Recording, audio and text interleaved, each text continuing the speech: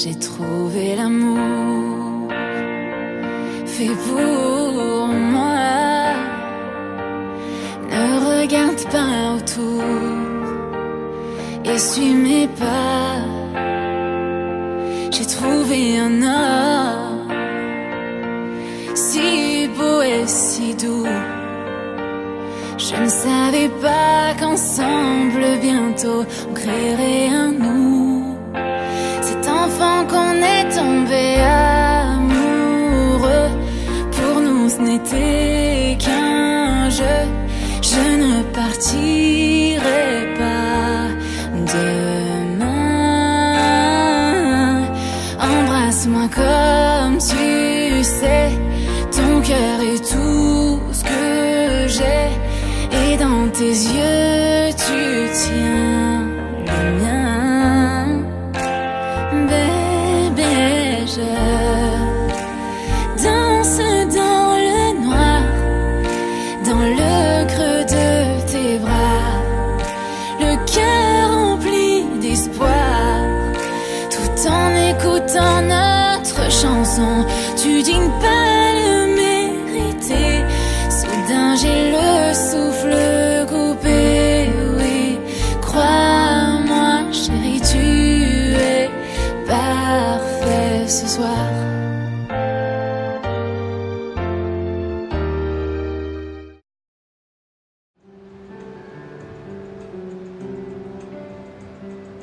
Mon Dieu est puissant, celui qui me guérit, lui qui m'effortifie, il règne éternellement.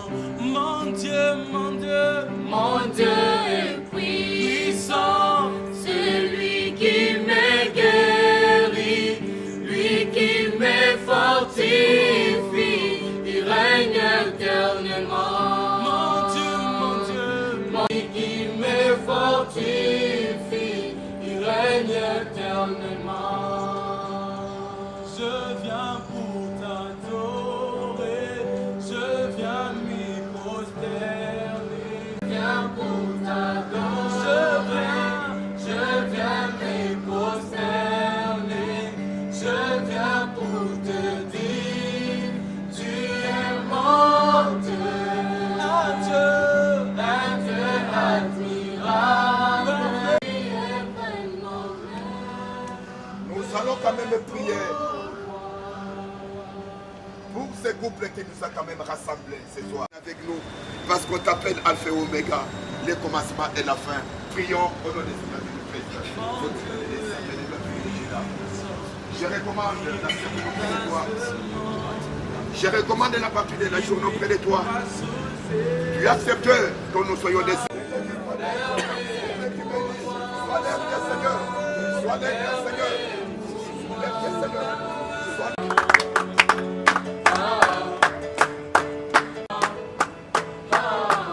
tu mérites.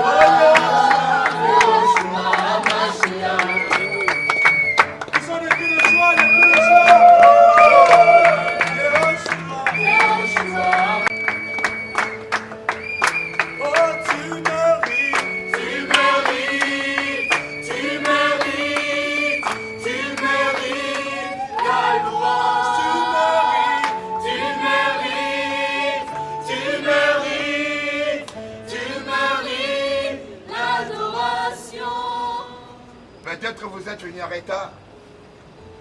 Ça fait quelques minutes.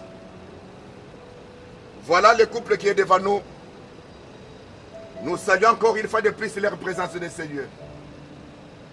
C'est ainsi que sans pour autant tarder, nous allons inviter l'homme de Dieu, le pasteur Jean-Marie. Il passera ici pour la prédication, quelques minutes de prédication. Et je demande à la salle, en commençant par le couple, de se mettre.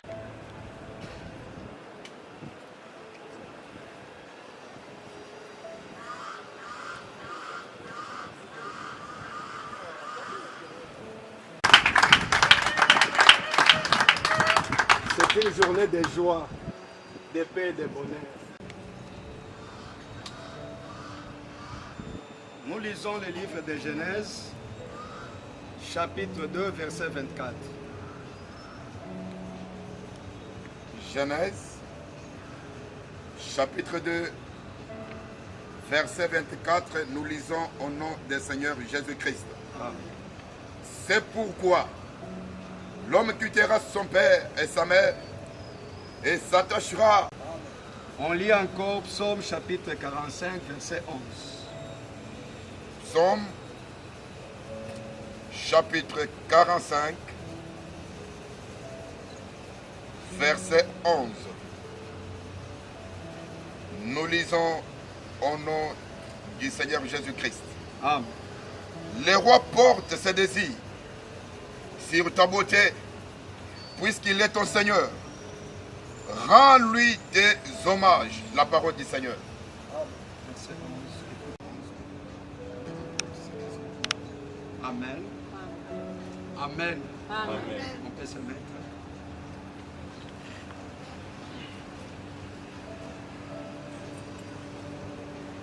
On va parler aujourd'hui sur le mariage. Selon la définition du mariage, on parle en commençant par l'homme. La Bible dit, l'homme quittera son père et sa mère et s'attachera à sa femme. Ils deviendront une seule chaîne. Ça, c'est pour l'homme. Pour la femme, la Bible dit, écoute ma fille, vois et prête l'oreille, oublie ton peuple et la maison de ton père. Beaucoup de prédicateurs, quand ils prêchent sur le mariage, ils parlent beaucoup toujours sur l'homme. Oui, ce n'est pas mauvais parce que c'est l'homme qui est le responsable. Et oubliez aussi la maison de son père. Amen. Cela veut dire, quand l'homme quitte son père, c'est une séparation. S'attacher à sa femme, cela veut dire qu'il est dans le mariage. Devenir une seule chair, cela veut dire pour faire des enfants. Ici, le mariage se définit dans beaucoup de définitions dans le monde actuel. Dire le mariage séculier, les hommes peuvent se réunir une seule fois, sans la dot, sans les coutumiers, sans les civils ou sans les religieux. Ils peuvent devenir hommes et femmes épouses. Les matins et les soirs, ils divorcent. Mais selon la parole de Dieu, le vrai mariage doit être honoré de tous. Mais nous sommes tous des témoins parce que le mariage s'est fait devant les témoins crédibles. Le premier témoin crédible, c'est Dieu. Parce que c'est lui qui a institué le mariage. Le mariage, ce n'est pas une invention d'un homme. Pour dire que c'est moi l'auteur du mariage, qu'on puisse lui donner le prix Nobel de ceci et de cela. De Dieu, des hommes de même sexe qui se marient, et cela même est célébré dans les églises. Mais nous parlons du mariage, qui est la parole de Dieu. Le vrai mariage. Donc Christ a quitté le ciel pour venir chercher son épouse, qui est son église. C'est pourquoi quand on parle de l'homme et de la femme, c'est un mystère. On voit d'abord Christ qui a quitté son Père. Il s'est dépouillé. Il a refusé de porter toutes les gloires qu'il avait dans le ciel. Il s'est fait un esclave. Il s'est sacrifié pour chercher son épouse. Chapitre 5, verset 31, on parle de Christ et on parle de l'homme et la femme. Amen. Amen. Alors, quand on parle pour la femme doit oublier son peuple comment? La femme doit d'abord oublier ses racines. C'est un signe de dépendance. Je sais qu'aujourd'hui, notre sœur qui est devant nous, son appellation va même changer. Aujourd'hui, elle dépend d'un homme. Ses origines. Parce que quand on dit que tu dois oublier ton peuple, tu as oublié même ton père, la maison de ton père, cela veut dire ce signe d'appartenance. Quand Christ est venu pour nous chercher, nous appartenons à Christ. C'est pourquoi nous avons même notre identité à changer. On nous appelle des chrétiens. Parce que Christ a payé un prix. Il a donné le sang, il a donné l'eau, il a donné la parole. C'est toi dit, deux personnes ne peuvent jamais marcher ensemble sans être convenues. Ce qui attire l'homme et la femme, c'est l'amour. La Bible dit, étant aimé le monde, il est venu pour nous sauver. Regardez comme Christ a aimé son Église. Et c'est de la même façon qu'on dit à l'homme d'aimer sa femme. Quand Christ est venu au monde, d'abord il s'est dépouillé. Il n'a pas porté la gloire. Il n'a pas voulu qu'on l'appelle Seigneur ceci et cela. Cela veut dire l'amour dans les mariages est sans frontières. Amen. Regardez le grand roi Christ qui est mort à la croix nu. C'est pourquoi quand l'homme et la femme étaient créés au jardin d'Éden, ils étaient nus. C'est pourquoi quand on parle de l'amour qui est la base du mariage, nous allons comprendre que l'amour dans le mariage, c'est ce qui unit deux personnes. Dans l'amour conjugal, on trouve deux sortes d'amour. Il y a l'amour conjugal altruiste et l'amour conjugal esthétique. L'amour conjugal altruiste, c'est un amour vrai. Sa base ou bien sa définition, n'est trahir l'autre. Amen. Ne jamais trahir l'autre. C'est ça l'amour vrai dans les mariages qui lie des personnes. Cet amour-là, l'homme doit dire la vérité à sa femme et la femme doit dire la vérité à son mari. C'est pourquoi quand vous voyez Christ est venu sauver le monde, il nous a amené trois choses. Il nous a amené premièrement sa parole. Cette parole-là, c'est ce que nous demandons, la vérité à sa femme. Et la femme doit dire toujours la vérité à son mari. Somme chapitre. Quand la femme est vertueuse dans le mariage, le cœur de son mari sera avec lui. Parce que quand on parle de la c'est qui est la soumission. Cela veut dire, comme nous nous soumettons à Christ, c'est comme la femme aussi doit se soumettre à son mari. Plairait devant Dieu. Seigneur, je vais trouver l'os de mes os, la chair de mes chairs. Et la femme aussi demander dans son cœur, Seigneur, que je trouve l'homme selon. Lui dire toujours que non, soyons toujours ensemble. C'est comme ça que Christ nous chérit. Christ a fait un grand travail. L'homme doit avoir toujours son arrosoir. D'abord, j'ai commencé par dire que l'homme doit porter sa parole. La parole, c'est pour digner. Autour de la femme, il doit toujours enlever les mauvaises herbes. Après avoir enlevé les mauvaises herbes, l'eau n'a pas de goût. C'est pourquoi Christ a amené l'eau pour la purification. Là où il y a l'amour, il n'y a pas la crainte. Je demande aussi à la femme d'être responsable, d'assumer. Amen. C'est pourquoi, dans 1 Timothée chapitre 5, verset 14, la Bible dit, je veux donc que les jeunes se marient. Ça, c'est la première responsabilité. Se marier, c'est une responsabilité. Ce n'est pas un plaisir. Quand on se marie, on s'attend à assumer une autre responsabilité. C'est pourquoi la première responsabilité, écoute ce que la parole de Dieu dit.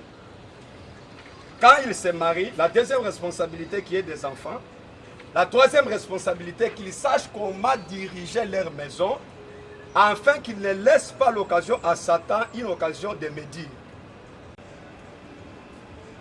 Se marier, c'est une responsabilité. Quant à la femme, la Bible dit, femmes, soyez soumises à vous. La soumission, ce n'est pas signe d'être esclave. Parce qu'aujourd'hui, chez nous les Bantous, quand on parle de la soumission, on voit comme que la femme devient une esclave. Non. La soumission vient toujours de l'amour. Parce que la Bible dit dans 1 Corinthiens chapitre 7, la Bible dit que l'homme n'a pas l'autorité sur son propre corps, mais c'est sa femme. Et la femme n'a pas l'autorité sur son propre corps, c'est son mari.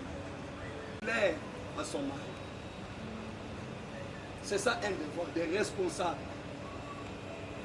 Regardez la faiblesse de l'autre. Comment surmonter. Comment l'aimer dans les mal. Parce que quand on aime, l'amour fait oublier quelqu'un même les multitudes de péchés. Mariage pour un motif quelconque. Ou bien pour un intérêt. Et si cet intérêt est épuisé, il n'y a pas amour. Amen. Cet amour dans le mariage fragilise beaucoup. Ça crée beaucoup de choses. Il y aura manque de vie spirituelle. Il n'aura pas le temps de prier. Les conséquences qui suivent dans l'amour esthétique, cela veut dire que c'était un amour où quelqu'un a visé un intérêt quelconque. Soit c'était la beauté, soit ce sont les biens matériels. Mais quand Christ nous a aimés, regardez quand Christ a aimé le monde, il n'a pas choisi seulement les riches. Amen. Il a choisi les hommes pauvres et vils qui n'ont même pas de valeur. Alors dans les mariages, on ne se marie pas pour un motif quelconque. Quand l'intérêt là est consommé, il n'y a pas amour, il n'y a pas mariage. Il doit patienter. L'amour doit avoir la bonté. L'amour ne doit pas avoir des choses à envier. L'amour ne s'invente pas, ne s'enfle pas d'orgueil et ne fait rien de malhonnête. Et cet amour ne cherche pas l'intérêt. Cet amour ne s'irrite pas, ne soupçonne point le mal et ne réjouit pas de l'injustice. Amen. Et cet amour se réjouit toujours de la vérité. Cet amour excuse tout. Cet amour croit en tout. Cet amour espère en tout. Elle supporte tout. Et cet amour ne périt jamais. Elle est éternelle. Amen. Amen. Amen. Amen. Quelque chose que je vais encore ajouter dans les mariages, c'est la vie de sacrifice. Pourquoi j'ai dit la vie des sacrifices? Les gens voient quand les deux personnes s'unissent, ils voient toujours le bonheur. Amen. Mais il y a le temps où les choses ne pas tenir debout. À sa femme qui espère, nous allons sortir. Et la femme n'est pas là seulement pour regarder, pour dire que oh, Esaïo, Ezangate. Non. Dans l'amour, on ne se jette pas l'éponge. Nous tous, nous combattons. Parce que dans l'amour, il faut que la femme se sacrifie. Et l'homme aussi doit se sacrifier. Amen. Qu'est-ce que je dis le sacrifice? Parce que quand vous voyez Christ a souffert pour avoir l'épouse, on l'a flagellé, on l'a bâti, on l'a craché au visage. Tout ça, on faisait quoi? Pour l'empêcher de ne pas avoir son épouse. Alors, c'est le type de souffrance que l'homme endure dans le mariage. Il doit prendre le chemin de Christ.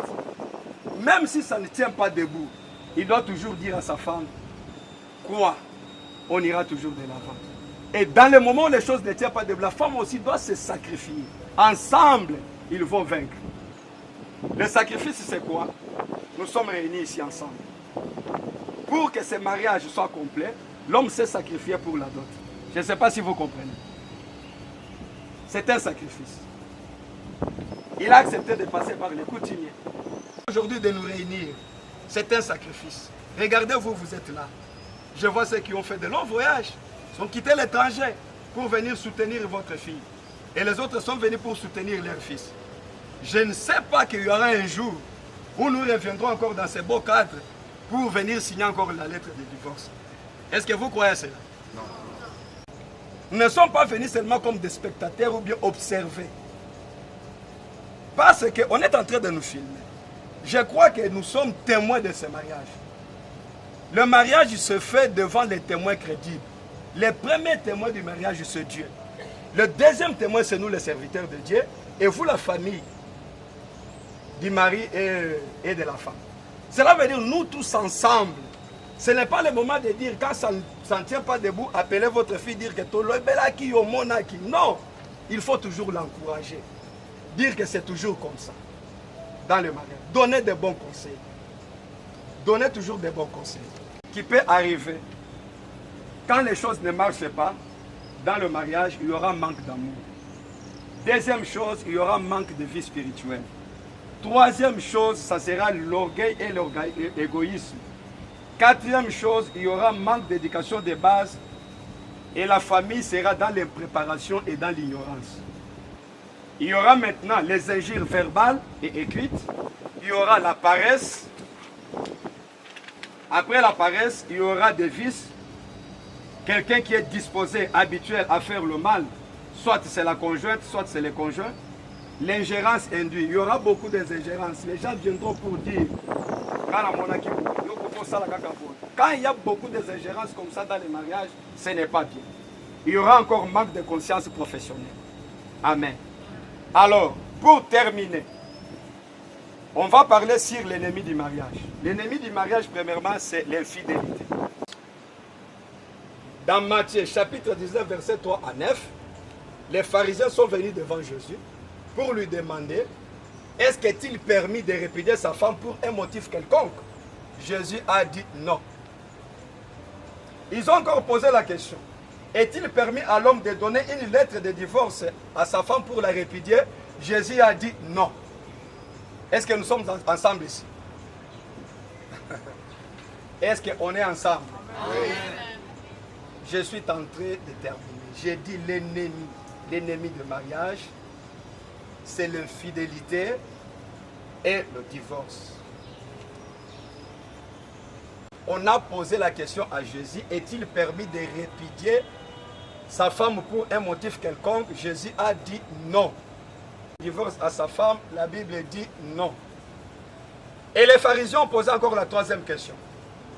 Pourquoi Moïse avait ordonné de donner les lettres de divorce? Qu'est-ce que Jésus a dit? Il n'en était pas ainsi.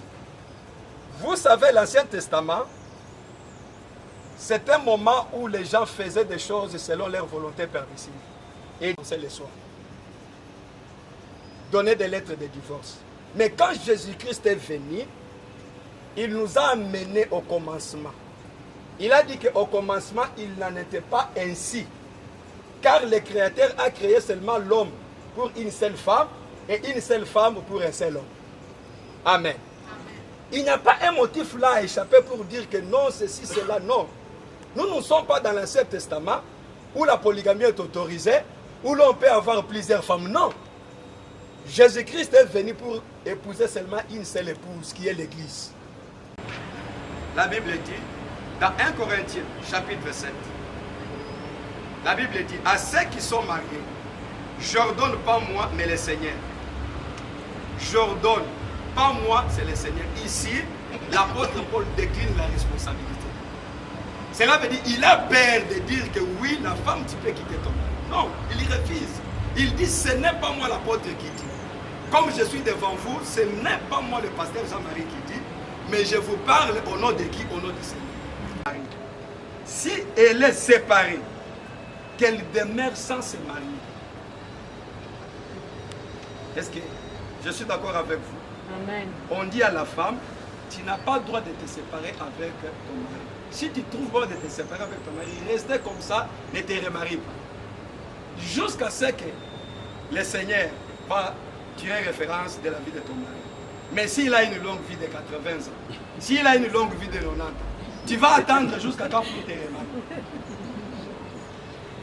Hein? Alors, qu'est-ce que devant vous, il te demande pardon, toi aussi, Marie, ne la répudie point.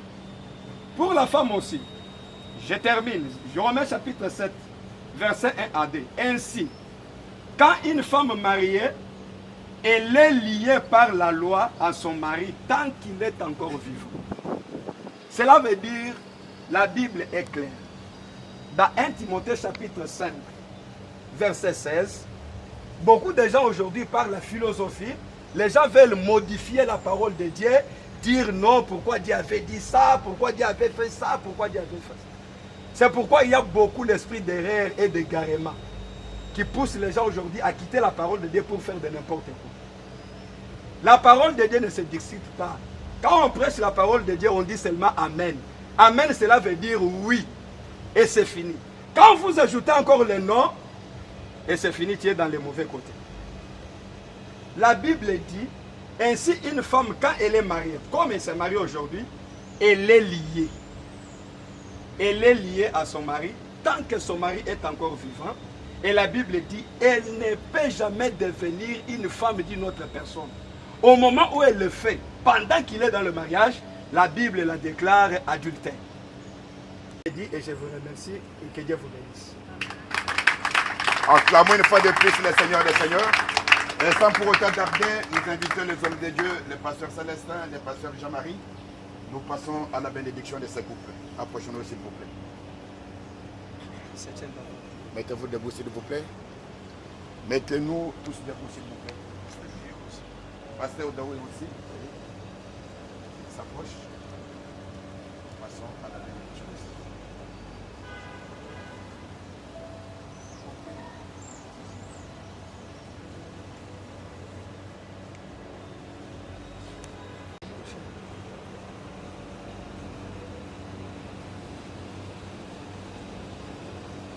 Je sais que c'est le moment fort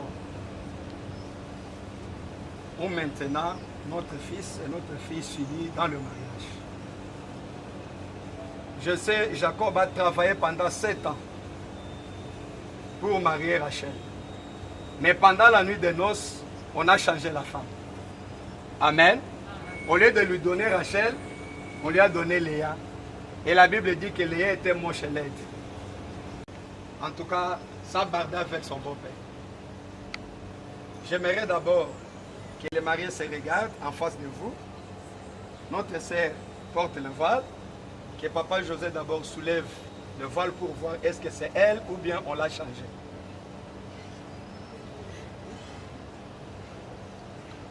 Ouais, tournez comme ça, regarde ta femme. Photo s'il vous plaît, caméra, c'est le moment terrible. Vous pouvez soulever là-bas. Avec des mains.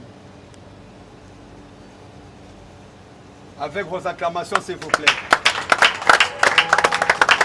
Avec vos acclamations, s'il vous plaît. Acclamez, acclamez, acclamez, acclamez, acclamez.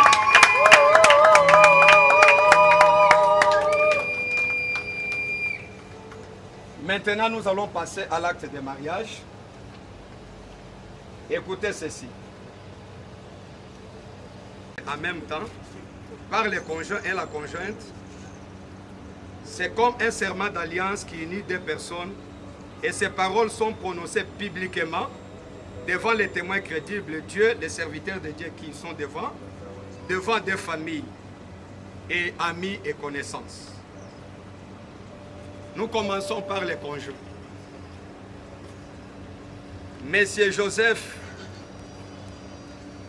Bamala Ilumbe, devant Dieu, devant l'Église, devant les deux familles, amis et connaissances, accepterez-vous de prendre en mariage Madame Mboyo Bernardine comme épouse pour toute ta vie? Oui, je l'accepte. Acclamez les rois du monde.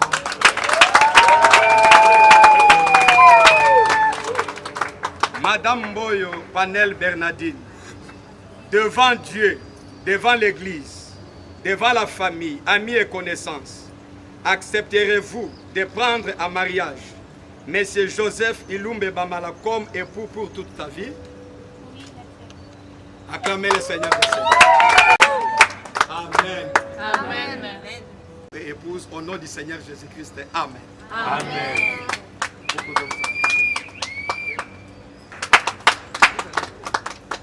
On nous amène les anneaux.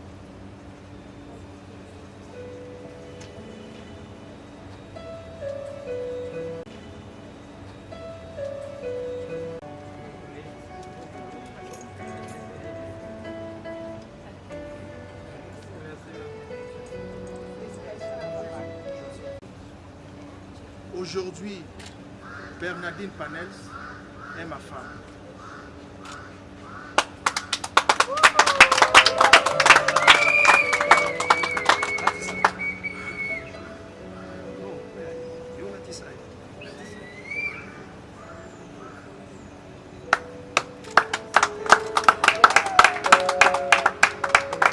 Parole à l'époux.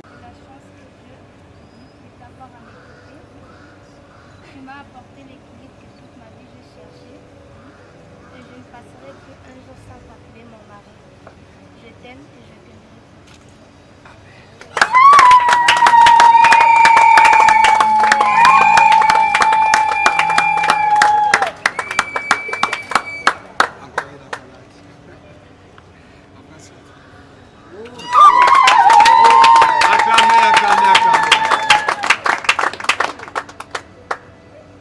Maintenant, j'invite les hommes de Dieu. Depuis ce mariage, merci Seigneur parce que tout ce que tu as fait Nous venons promis aujourd'hui, Seigneur, à la confirmation de tes promesses. Je te bénis avec toute sincérité. Je t'adore le temps des armées et je recommande ce couple auprès de toi. Accepte Seigneur, à partir d'aujourd'hui, que la bénédiction soit des partages, l'élévation, la maturité, la grandeur, la puissance de Dieu. Nous ce mariage, cette union, Seigneur mon Dieu. Nous le confirmons sans le devant les hommes et devant toi, Jésus. Au nom de Jésus, nous avons grâce. Amen.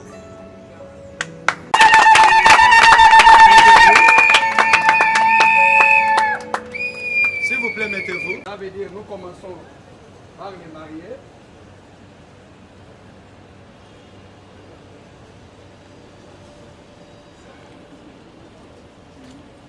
On va passer comme ça. Soyez à ses côtés. N'essaye pas. D'abord, attends. Soulève pas le bras. Attends, papa. Attends. Ne sois pas pressé.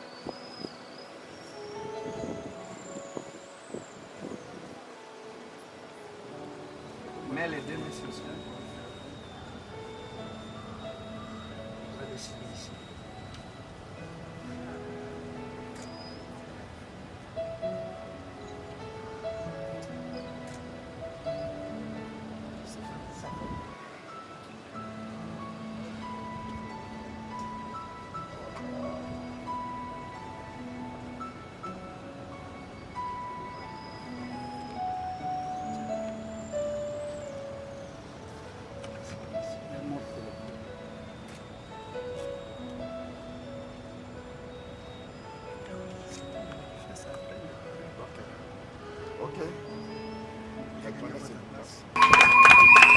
Le parrain.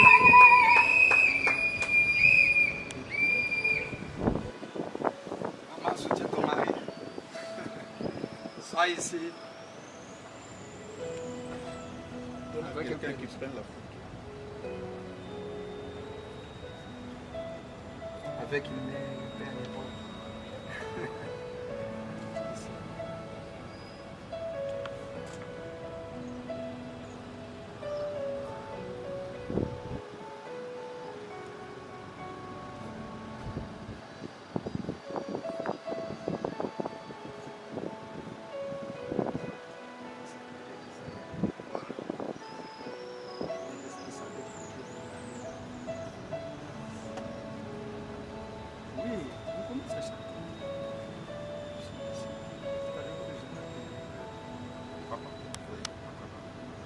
Soutiens là.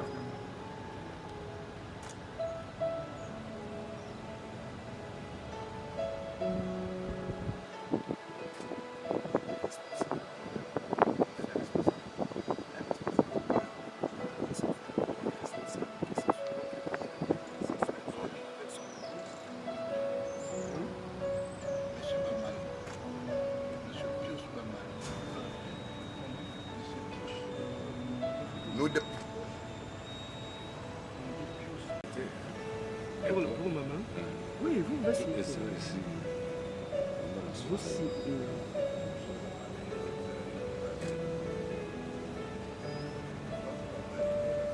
Signez aussi pour maman. Elle sera ici. Oui, oui. Bon, Elle arrive en tout cas durant la soirée. Ok, Ça va, oui. merci. Du côté...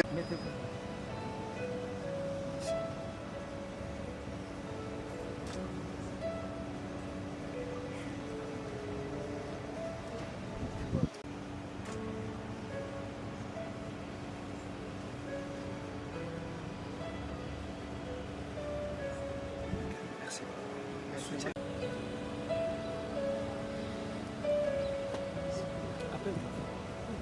Oui, maman Margot aussi s'approche. On écoute.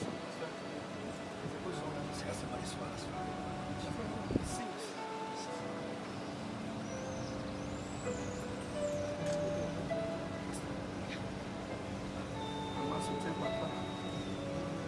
Ok.